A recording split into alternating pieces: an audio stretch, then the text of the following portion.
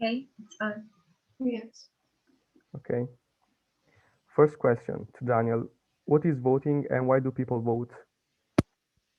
So voting is essentially a way to make a collective decision, and people vote just in order to take part in these decisions, which can be as small as just choosing a class representative or as important as choosing the government of a country. The reason why people vote is not really clear. The obvious thing to think would be that that people just want someone that thinks like them and has similar ideas to represent their country. However, many studies have shown that many people vote just to fit in, meaning that they feel it as a social obligation even if it's not legally mandatory. This is more true in some countries than in others. As for example, in my country, Spain, there is only a 70% turnout rate, while there are other countries in which it is much higher. Second question to Sophie. What makes a good politician? I think what makes a good politician is someone who has very clear points of views, which they can support with clear and very good arguments. And also, they have to have some type of charisma to really speak up to people and convince people to maybe eventually vote for them and get the same opinion as they have. And also, it's very important to be able to debate with people who have a clearly different type of view as you might have as a politician.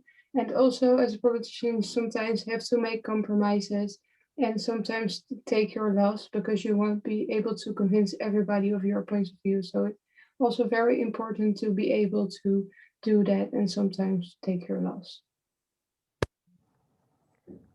Carolina, what do you think about men and women in politics? I think politics has no gender and everyone is able to govern it.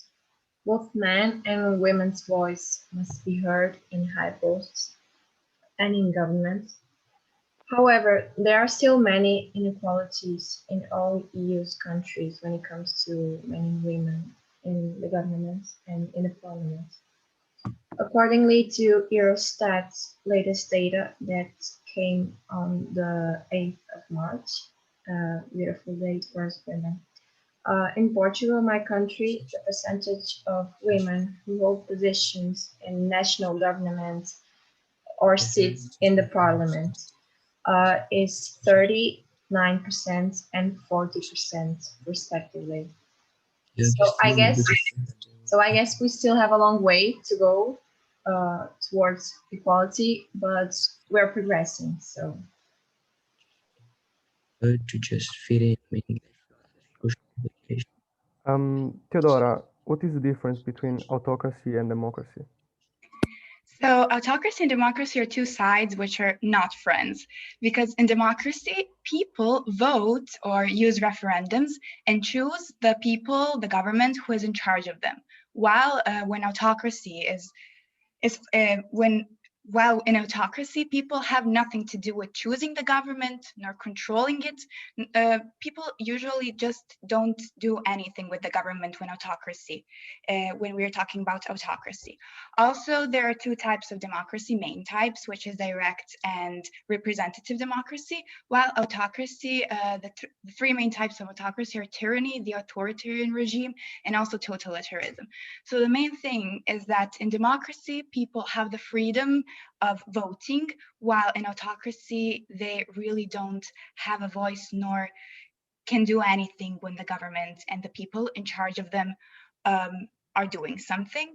And the main thing also about autocracy is that one person or a group of his close men is usually the one who is in charge of everything in the country. Okay, the last question goes to Anka. What does a country need to be truly democratic? Centuries ago, the Greeks find out that the democratic way is the best way to rule a country. But what it is the definition of democracy? Well, in the simplest terms, is a regime that allows its people to have free, competitive, and regular election and more than one source of information. Simultaneously, it allows its people to the right and the protection of their freedom and equality. But the nature of democracy is much more complicated. And in order to be able to say that a country is democratic, we need to take into account the next 5 principles. The rule of law, that means that that everyone is equal in the front of law. Accountability, which declares that the civilians are having the right and the responsibility to declare that if their government is doing its job.